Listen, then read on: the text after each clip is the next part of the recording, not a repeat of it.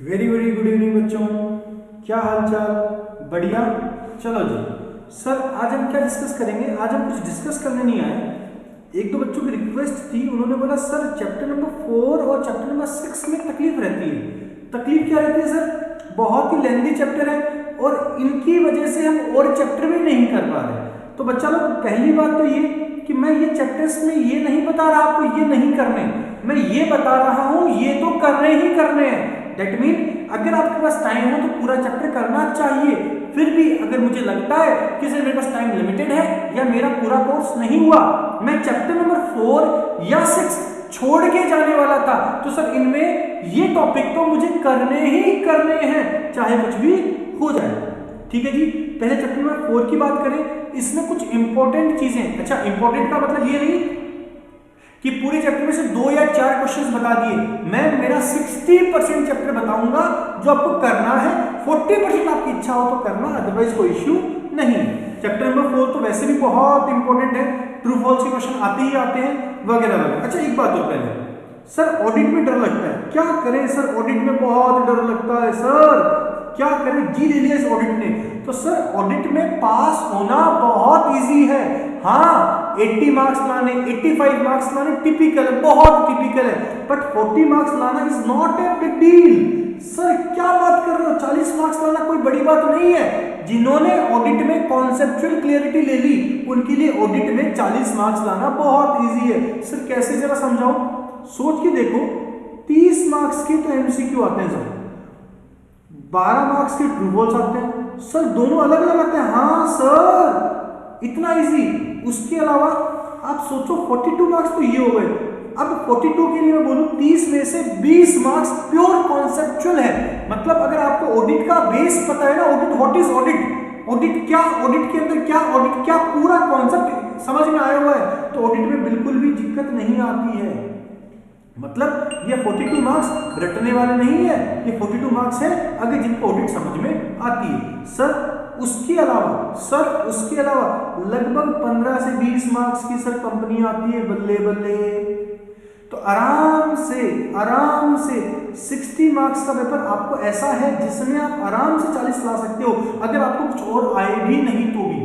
समझे मेरी बात? तो ऑडिट को हमें छोड़ के नहीं जाना है। आप ऑडिट की वजह से फेल नहीं होगे अगर आपने वहां कॉन्फिडेंस दिखा दिया तो।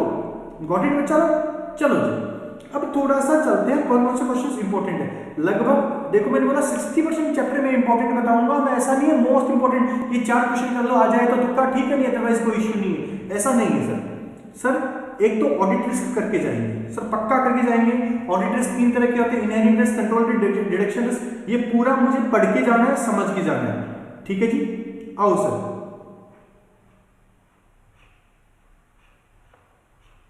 उसके बाद सेकंड पॉइंट है जो मैं करके जाऊंगा, क्या सर? कंबाइंड असेसमेंट, इंपॉर्टेंट लगा लेंगे सर साथ में। Combined assessment of risk of material risk statement. Material risk statement क्या होता है, फॉर्मूला एग्जाम में लिख के आना अगर आता है तो। इनहेरेंट रिस्क और कंट्रोल रिस्क का combination risk of material risk statement होता है, और इन दोनों को मैं मल्टीप्लाई कर दूं डिडक्शन रिस्क से तो ऑडिट रिस्क क्रिएट हो जाता है। जितना ये ज्यादा होगा उतना ये क्या होगा, कम होगा, और जितना ये कम होंगे उतना ही डिडक्शन रिस्क ज्यादा होगा। वो सबका डिस्कस किया हुआ होगा मैम के साथ। ठीक है जी, आओ मोस्ट नेक्स्ट है identify and assessing the risk. Risk कौन कौन से होते हैं हमारे यहाँ पर, तो identify and assess the risk of material risk statement, इसको टिक लगा लीजिए, ये करके जाएंगे। हाँ सर करके जाएंगे। हाँ जी, ऑडिट रिस्क में क्या क्या इंक्लूड है, कैसे इसको सही करेंगे, ये पढ़ के जाएंगे सर पूरा। हाँ जी सर, एग्जाम्पल्स नहीं करके जाएंगे सर, एग्जाम्पल्स नहीं करके जाएंगे, कोई मैटर नहीं करता। ठीक है जी सर, एग्जाम्पल्स इंपॉर्टेंट नहीं है। अंडरस्टैंडिंग द, इसके ये पॉइंट्स पूछे जा सकते हैं, तो अंडरस्टैंडिंग द एंटिटी भी करके जाएंगे सर, एग्जाम्पल्स पढ़ के जाएंगे चाहे कुछ भी हो जाओ। हाँ जी, अब आओ 4.14 पे, क्या है? Required understanding the entity and it's environment including. Sir बहुत बार एग्जाम में पूछा हुआ है, बहुत बार इस बार एग्जाम में आ रहा है सर, नवंबर 21 में एग्जाम में क्वेश्चन आएगा, लिख लो इस चीज को। क्या बात करते हो? हाँ सर हम ऐसे ही बात करते हैं। इंटरनल कंट्रोल क्या होता है, इसमें बेनिफिट्स ऑफ इंटरनल कंट्रोल हम पढ़ के जाएंगे। क्या रही इंटरनल कंट्रोल के बेनिफिट्स हैं, लिमिटेशंस इंपॉर्टेंट है, ये पढ़ के जाएंगे सर। यहाँ पर ऑडिट की लिमिटेशन नहीं बताई, इंटरनल कंट्रोल की लिमिटेशंस बताइए, ये पढ़ के जाएंगे सर। आपने तो लगभग सारा चैप्टर बता दिया। हाँ सर क्या करें लो sir, control and over completeness of accuracy of information, internal control. लो सर कटवाना स्टार्ट कर दिया, बल्ले बल्ले हो गई। सर कितना काटें? काट दो रे, जितना काटना है यहाँ से लेकर ये पूरा 4.28 तक, मुझे नहीं लगता कोई इंपॉर्टेंट है सर पूरा। लो जी सर, मौज कर दी मैंने, इतना कुछ कटा दिया, कोई मतलब नहीं है साहब। देखो पहली बात तो आएगा नहीं, आएगा तो आपको याद नहीं रहेगा। याद रहेगा क्या भाई? आप 100 में से 60% कोर्स करो, जिसमें से 80-90% चांस होते हैं पेपर आने के, 10% आएगा तो आ जाएगा, हमारे पास जो है उसमें से लिख लेंगे, कोई फर्क नहीं पड़ता। तो सर देखो मैं सीधा 4.19 से यहाँ तक कटवा दिया, 4.19 तक लगभग सारा, उसके बाद पूरा कटवा दिया सर मैंने। ठीक है जी, अब चलते हैं सर आगे 29 पर।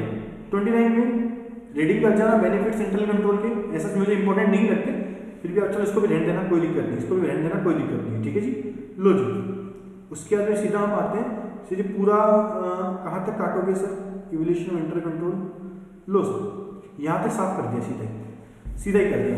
ये पढ़ के जाओगे सर, नैरेटिव मेथड्स क्या होते हैं, चेकलिस्ट क्या होती है, क्वेश्चन आंसर क्या होती है, इनका मतलब सीख के जाओगे। ठीक है जी, हाँ जी। Testing of internal control 4.35 I think मेरे को इंपॉर्टेंट नहीं लगता ये भी। सर आपने तो मौज कर दी हमारी। हाँ सर हम ऐसे ही हैं, बहुत मौज करते हैं। लो सर यहाँ तक आ गया sir. What is the relationship with mortality and audit risk, हम पढ़ के जाएंगे सर, अच्छी बात है सर। डॉक्यूमेंटेशन पढ़ के जाएंगे सर, यहाँ तक पूरा पढ़ के जाएंगे। लो जी सर, कहाँ से बताया मैंने आपको? मटेरियल रिस्क से लेकर यहाँ तक पूरा पढ़ के जाएंगे। इंटरनल ऑडिट सर, वैसे तो ये क्वेश्चन आपके जून 2021 में आ गया था, ठीक है जी, तो ऐसा करते ही इसकी इंपॉर्टेंस कम हो जाती है। बट मेरे को पर्सनली पता नहीं क्यों लग रहा है यही क्वेश्चन आया था, मुझे पर्सनली लग रहा है कि ये क्वेश्चन आपके इस बार ट्रू फॉल्स या फिर एमसीक्यू में आएगा, तो इसको अगर रीडिंग कर जाना। जून 21 में आया हुआ है तो सब्जेक्टिव पे क्वेश्चन तो इसमें से नहीं आएगा, बट एमसीक्यू ट्रू फॉल्स आ सकते हैं सर। ठीक है जी सर। ऑडिट फंक्शन कोई काम के नहीं है, बकवास है, बकवास है सर।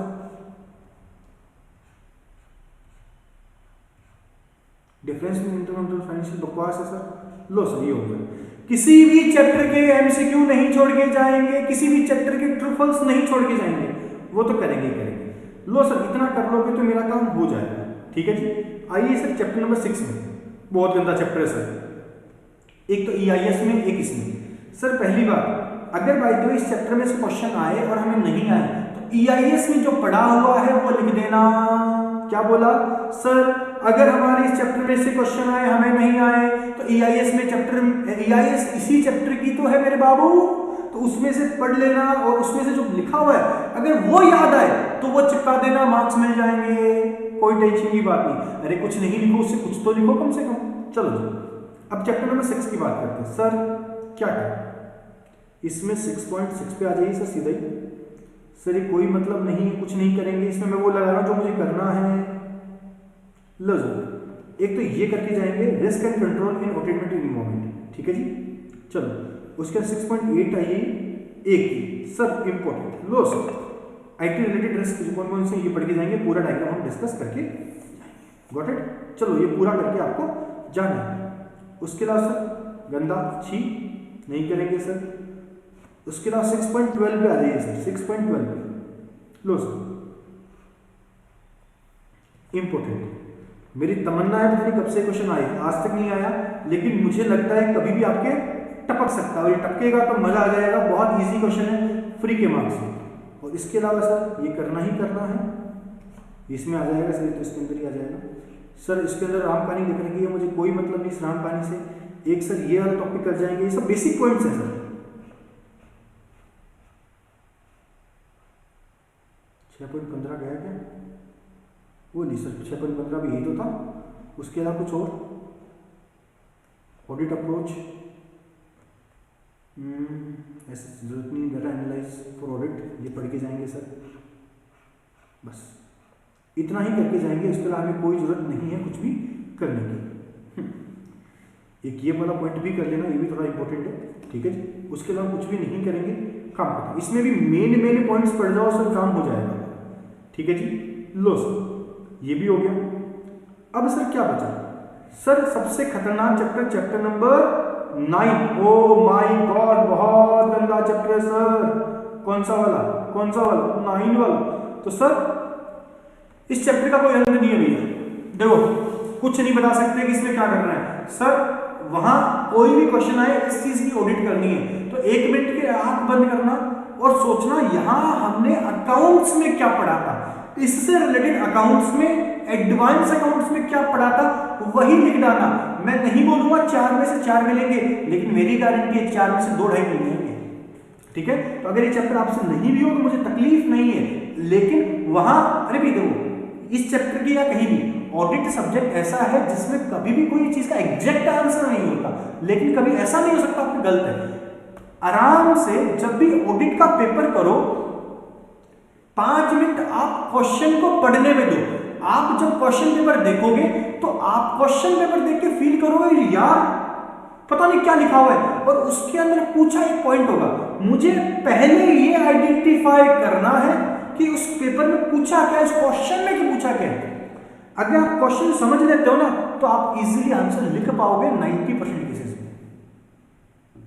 दिक्कत पता ऑडिट में क्या होती है? रट ली, लिख के आ रहे हैं, मार्क्स नहीं मिल रहे। सर हम क्वेश्चन ही नहीं समझते। आप 2 मिनट 5 मिनट वहां दो उस क्वेश्चन को, उसको समझो तो सही क्वेश्चन बोलना क्या चाहता है, और जब क्वेश्चन आप पढ़ लोगे तो उसका निष्कर्ष निकलेगा ना, तो उसका आंसर आपका मन दे देगा, हाँ यार यहाँ तो ये होना चाहिए। 90% सही होगी सर मेरी बात, ठीक है जी। इस चैप्टर के अंदर हमें कुछ ऐसे एक्स्ट्रा एफर्ट्स नहीं डालने, डाल भी नहीं सकते, इतना सारा लिखा हुआ है। तो सर ट्राई करें कि चीज को समझें, उसके बाद आंसर दें। फिर भी सर अगर हम बोलना चाहें कुछ हमें करना हो स्पेशल, तो सर एक तो ये सर ये करके जाएंगे। सर कौन सी? सर आपके जो भी ये क्या बोलते हैं एडजस्टमेंट्स है, अकरेंस, कंप्लीटनेस, वैल्यूएशन, एक्यूरेसी वगैरह वगैरह, कट ऑफ वगैरह, ये आप करके जाओगे, ठीक है जी। ठीक है जी, ये बात समझ में आ गई सर? एकदम समझ में आ गई, हाँ जी। उसके अलावा बैलेंस शीट के एडजस्टमेंट्स करके जाओगे, बहुत बार आई हुई है। Got it? इनको पढ़ जाना बस बहुत है सर। शेयर कैपिटल बकवास है, नहीं करनी।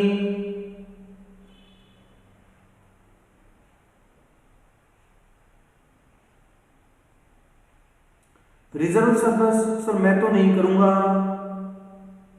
अरे मुझे पता है यार क्या होता है यार, ऑडिट प्रोसीजर क्या होता है? ऑडिट का मतलब होता है जो आपने आज तक किया है अकाउंट्स के अंदर उसको चेक करना। तो आपको पता है ना अकाउंट्स में क्या होता है, लॉ में क्या होता है। तो जब भी ऑडिट का क्वेश्चन आए उसके तो ऑडिट वर्ड जोड़ दो और लिख दो, सेम में सेम लॉ वाला लिख दो या अकाउंट्स वाला लिख दो, कभी भी गलती हो गई नहीं। चलो जी सर हम सीधा आते हैं जो मेरे को बताना है। देखो भाई सभी पॉइंट्स की मेन चीज जो है ना वो क्या है, आप ये जो डिस्क्लोजर है नहीं पढ़ जाना सबका। एक तो सबका डिस्क्लोजर पढ़ के जाना, वो मत छोड़ के जाना। 9.83 पे चलते हैं सीधा ही।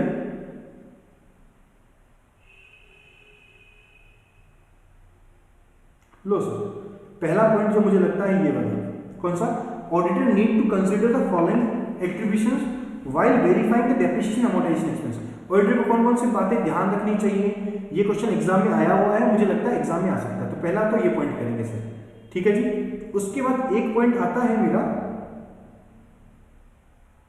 9.80 पे आ जाइए वापस। ये एम्प्लॉय बेनिफिट में auditor need to obtain certain understandings about the organization. एक ये पॉइंट करके जाएंगे, ये 2 पॉइंट करके जाएंगे, उसके अलावा कुछ भी नहीं करके जाओगे। सर इतना काम कर लोगे तो अच्छा। ये चैप्टर ही मैंने क्यों चूज किए, क्योंकि बाकी चैप्टर्स तो आपको करने ही करने हैं, उनके अंदर कोई अल्टरनेटिव नहीं है।